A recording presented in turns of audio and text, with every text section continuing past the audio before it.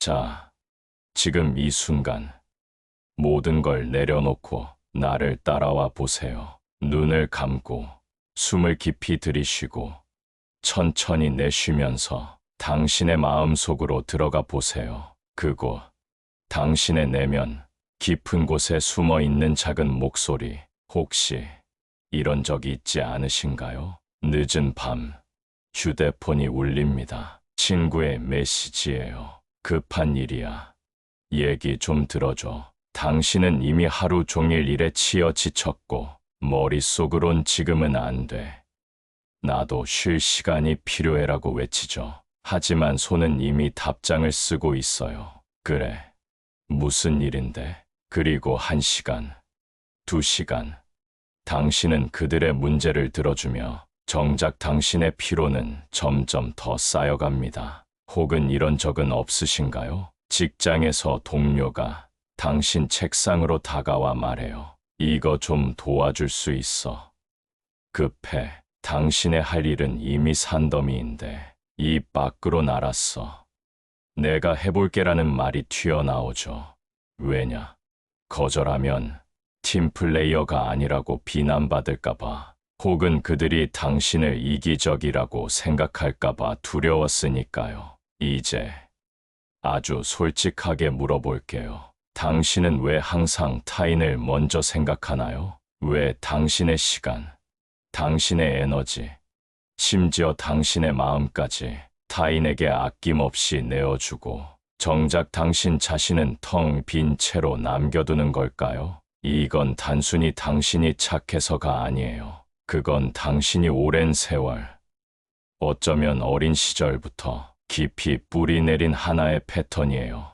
그리고 그 패턴 뒤에는 칼 융이 말한 강력한 진실이 숨어 있죠. 당신이 자신을 잃어버린다면 그 어떤 사랑, 그 어떤 인정도 당신을 온전하게 만들 수 없다. 오늘 이 영상을 통해 우리는 함께 그 진실을 파헤쳐 볼 거예요. 왜 당신은 타인을 우선시하는지, 그리고 어떻게 하면 당신의 삶을, 당신의 마음을, 당신의 에너지를 다시 당신의 것으로 만들 수 있는지, 칼 융의 심리학을 길잡이 삼아 당신이 잃어버린 경계를 되찾고 진정한 자아로 나아가는 여정을 시작해 봅시다. 자, 준비됐나요? 지금 이 순간 당신의 이야기를 바꿀 시간이 왔어요.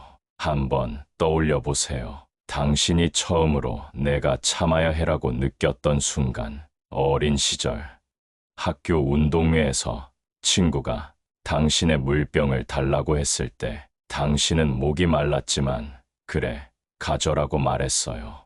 왜냐? 거절하면 친구가 화낼까봐, 혹은 당신이 좋은 친구로 보이지 않을까봐 두려웠으니까요. 집에서도 마찬가지였죠. 부모님이 동생을 챙겨야지라고 말했을 때 당신은 장난감을 공유하고 싶지 않았지만 착한 언니, 착한 오빠가 되기 위해 양보했어요. 그리고 그 순간마다 당신의 마음속엔 작은 씨앗이 심어졌어요. 내가 원하는 건 중요하지 않아. 타인을 먼저 생각해야 사랑받아. 이 씨앗은 시간이 지나며 자라났고 어른이 된 지금 당신의 선택을 은연중에 지배하는 보이지 않는 규칙이 되었죠. 그 규칙은 이렇게 속삭여요. 너는 타인을 실망시키면 안 돼. 너는 항상 도와줘야 해. 너는 좋은 사람이어야 해. 하지만 잠시 멈춰서 생각해 보세요. 그 규칙은 정말 당신을 위한 걸까요? 그건 당신을 자유롭게 하는 규칙인가요? 아니면 당신을 가두는 사슬인가요? 칼 융은 이런 현상을 페르소나로 설명했어요. 페르소나는 우리가 세상에 보여주는 마스크예요. 사회가, 가족이, 친구들이 기대하는 이상적인 나의 모습, 착한 동료, 헌신적인 친구, 희생적인 부모. 우리는 이 마스크를 쓰고 타인의 인정과 사랑을 얻으려 애쓰죠. 하지만 그 마스크를 쓰는 대가는 뭘까요? 그건 바로 당신의 진짜 자아를 잃는 거예요. 당신이 타인을 우선시할 때마다 당신의 내면은 점점 더 조용해지고 결국엔 당신조차 당신의 진짜 목소리를 잊어버리게 돼요. 이제 이 질문을 던져보세요. 내가 지금 쓰고 있는 마스크는 뭘까? 그 마스크를 벗으면 어떤 내가 나올까? 페르소나는 단순한 가면이 아니에요. 그건 때로는 우리를 짓누르는 무거운 짐이 되죠. 생각해보세요. 당신이 SNS에 올리는 그 사진들, 항상 밝은 미소, 완벽한 순간들, 친구들과 웃으며 찍은 셀카, 그건 정말 당신의 모습인가요? 아니면 타인이 좋아할 거라 믿는 모습인가요? 직장에서 당신은 늘 문제 없어요라고 말해요. 업무가 쌓여 숨이 막힐 때도 제가 처리할게요라며 미소를 짓죠. 왜냐? 동료들이, 상사가 당신을 유능한 사람으로 봐주길 바라니까요. 하지만 그 미소 뒤엔 뭐가 있나요? 끝없는 피로, 설명할 수 없는 공허함, 그리고 때로는 이유를 알 수 없는 분노. 그 분노는 어디서 오는 걸까요? 그건 당신의 내면이 보내는 신호예요. 왜 나를 무시해? 왜 내 시간, 내 에너지를 이렇게 낭비해? 왜 나는 항상 나를 뒤로 밀어? 칼 융은 이런 감정을 그림자로 설명했어요. 그림자는 우리가 외면하는 내면의 일부예요. 화를 내고 싶을 때 억누른 분노, 거절하고 싶을 때 삼킨 욕망, 그리고 나를 먼저 생각하고 싶다는 그 솔직한 마음. 당신이 타인을 우선시할 때마다 그림자는 점점 더 커져요. 그리고 그 그림자는 예상치 못한 순간에 터져 나오죠. 갑작스럽게 쏟아지는 눈물, 친구에게 툭 내뱉은 날카로운 말, 혹은 밤마다 반복되는 자기 비판의 목소리. 이제 잠시 멈춰서 이렇게 물어보세요. 내가 억누르고 있는 진짜 감정은 뭘까? 내가 숨기고 있는 내 모습은 뭘까? 왜 우리는 이렇게 타인을 먼저 생각할까요? 그건 단순히 당신이 착한 사람이라서가 아니에요. 그건 우리가 오랜 세월, 어쩌면 태어나면서부터 배워온 생존 전략이에요. 어린 시절, 우리는 사랑받기 위해 타인의 기대에 맞춰야 한다는 걸 배웠어요. 부모님의 칭찬은 착한 아이일 때 주어졌고, 선생님의 인정은 말 잘 듣는 학생일 때 왔죠. 친구들은 너만 있으면 되라며 당신을 끌어당겼어요. 그 과정에서 우리는 무의식적으로 하나의 믿음을 심었어요. 내 가치는 내가 얼마나 타인을 기쁘게 하느냐에 달렸다. 칼 융은 이를 집단적 무의식의 영향이라고 봤어요. 사회는 우리에게 특정 역할을 강요해요. 헌신적인 딸, 책임감 있는 동료, 이해심 많은 친구. 그리고 우리는 그 역할에 맞추기 위해 스스로의 욕망을 억누르고 경계를 허물어버리죠. 현대 사회는 이 문제를 더 악화시켰어요. SNS는 매일 우리에게 말해요. 더 멋진 삶을 보여줘. 좋아요를 더 받아야 해. 직장은 이렇게 속삭이죠. 더 열심히 일해. 그래야 성공한 거야. 그 결과 우리는 항상 온원 상태에 있어요. 누군가 메시지를 보내면 즉각 답장해야 하고, 누군가 부탁을 하면 거절할 수 없고, 누군가 화를 내면 그걸 달래야 한다는 강박에 시달리죠. 이제 이 질문을 던져보세요. 내가 타인을 우선시하는 건 정말 내 선택이었나? 아니면 내가 배워온 사회의 명령이었나? 칼 융은 개인화라는 개념을 통해 진정한 자아를 찾는 여정을 설명했어요. 개인화는 단순히 성공하거나 행복해지는 게 아니에요. 그건 당신이 타인의 기대에서 벗어나 당신만의 중심을 찾는 과정이에요. 그리고 그 여정의 첫걸음은 바로 경계 설정이에요. 경계 설정은 단순히 아니오라고 말하는 게 아니에요. 그건 당신의 시간, 에너지, 감정을 스스로 선택할 권리를 되찾는 거예요. 예를 들어, 상상해 보세요. 친구가 갑작스럽게 전화해 하소연을 시작해요. 당신은 이렇게 말할 수 있어요. 미안. 오늘은 좀 힘들어서 다음에 얘기하면 어때? 직장에서 동료가 또 일을 떠넘기려 할 때, 이건 지금 제 스케줄에 맞지 않아요라고 단호히 말할 수 있죠. 이 말들이 처음엔 어색할 거예요. 죄책감이 밀려올 수도 있고, 내가 너무 이기적인가라는 생각이 들 수도 있죠. 하지만 융은 이렇게 말했어요. 자신의 경계를 세우는 것은 이기적인 게 아니다. 그건 당신이 진정으로 타인을 사랑할 수 있는 유일한 길이다. 왜냐하면 당신이 스스로를 소진시키면 결국 타인에게 줄 수 있는 것도 없어지니까요. 이제 잠시 멈춰서 이렇게 물어보세요. 내가 지금 세우고 싶은 경계는 뭘까? 그 경계를 세우면 내 삶은 어떻게 달라질까? 그런데 경계 설정은 왜 이렇게 어려울까요? 그건 당신의 내면에 숨어 있는 그림자 때문이에요. 융에 따르면 그림자는 우리가 인정하고 싶지 않은 내면의 일부예요. 화를 내고 싶을 때 억누른 분노, 거절하고 싶을 때 삼킨 욕망, 그리고 나를 먼저 생각하고 싶다는 그 솔직한 마음. 우리는 이 그림자를 외면하기 위해 타인을 우선시하죠. 왜냐? 그림자를 마주하면 우리가 오랫동안 쌓아온 좋은 사람의 이미지가 깨질까봐 두려우니까요. 예를 들어, 당신이 친구의 부탁을 거절했을 때 갑자기 이런 생각이 들지 않나요? 내가 너무 매정했나? 저 사람이 나를 싫어하면 어쩌지?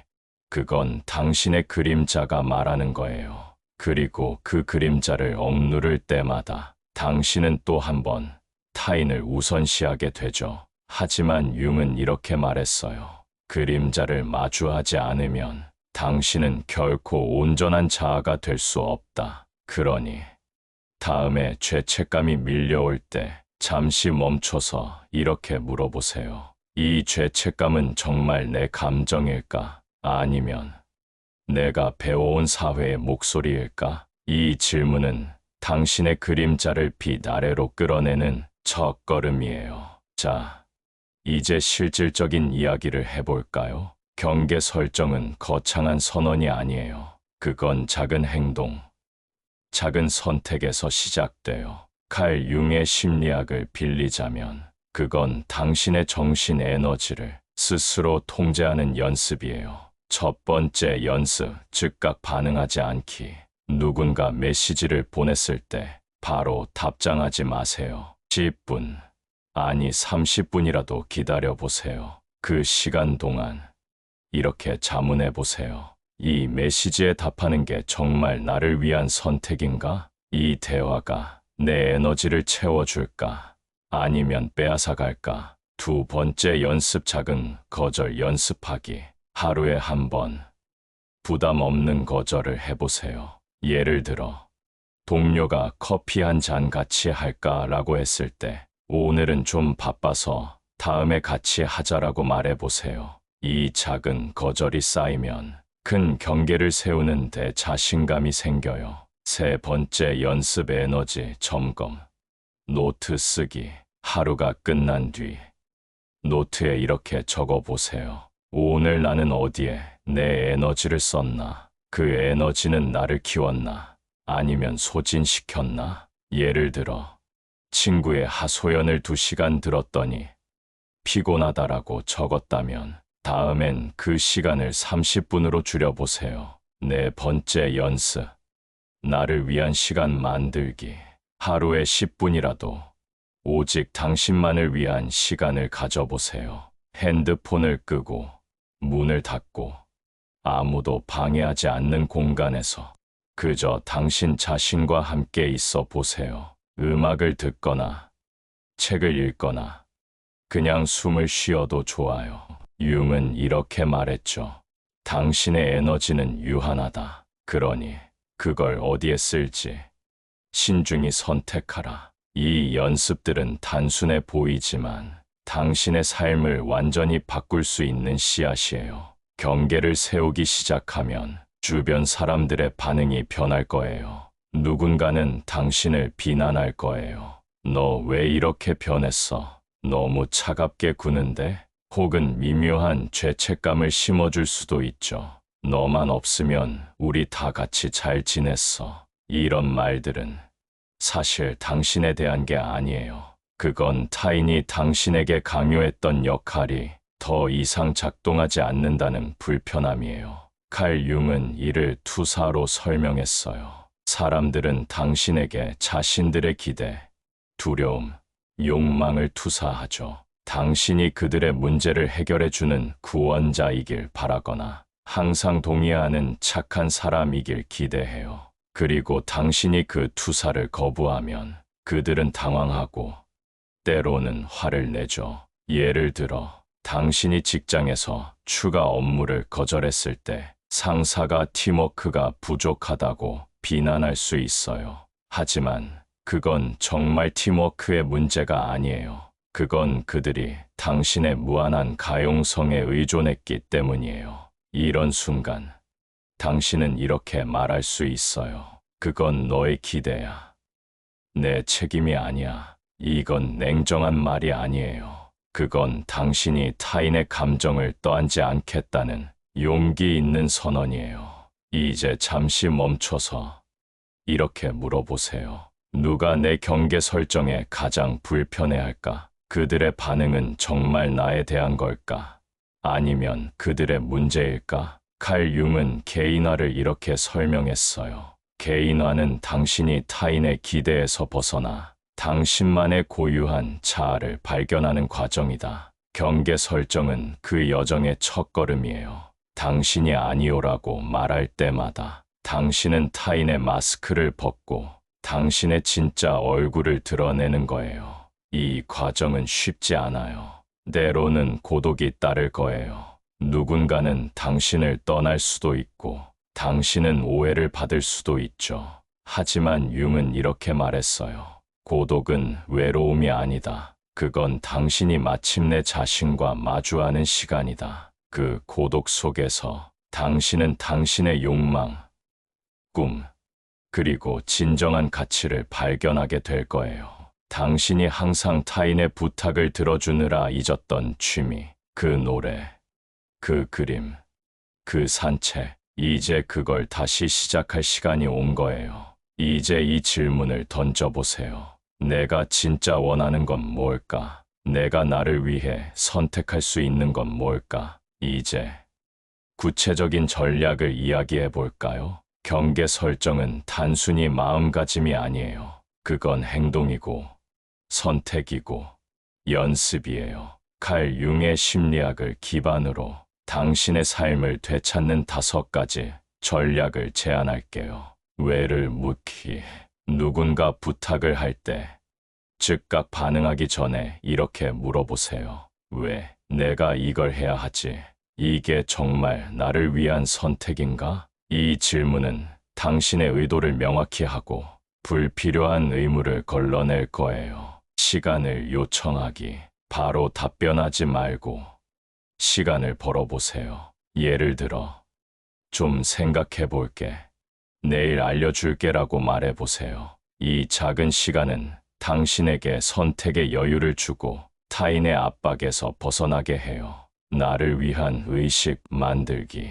매일 아침 5분이라도 거울을 보며 이렇게 말해보세요. 오늘은 내 에너지를 나를 위해 쓸 거야. 이 의식은 당신의 마음을 중심에 두고 하루를 주도적으로 시작하게 해요. 불편함을 받아들이기. 경계를 세우면 죄책감, 오해, 비난이 따라올 거예요. 그 불편함을 두려워하지 마세요. 융은 말했죠.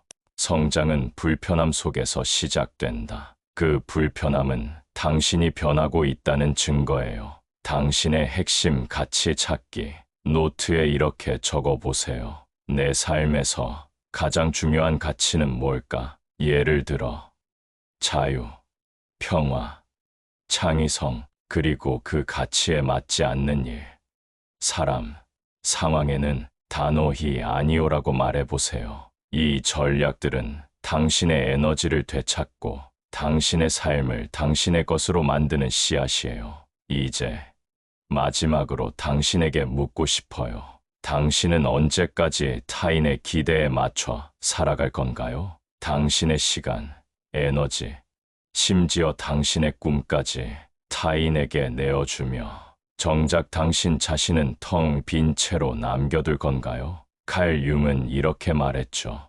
당신이 자신을 사랑하지 않으면 그 어떤 인정도 당신을 채울 수 없다. 그러니 오늘 딱 한 가지를 해보세요. 작은 경계를 세워보세요. 누군가의 부탁에 지금은 안 되라고 말하거나 당신의 피로를 무시하고 달려드는 메시지에 답하지 않거나 그저 10분이라도 당신만을 위한 시간을 가져보세요. 그리고 그 순간 이렇게 선언해 주세요. 나는 내 삶의 중심이야. 내 에너지는 소중해. 나는 나를 선택한다. 이 작은 선언이 당신을 완전히 새로운 세상으로 데려갈 거예요. 그곳은 타인의 기대가 아닌 당신의 욕망, 당신의 꿈, 당신의 진실이 가득한 세상이에요. 칼 융은 우리에게 이렇게 말했어요. 당신의 내면에 숨겨진 보물은 당신이 용기를 낼 때만 드러난다.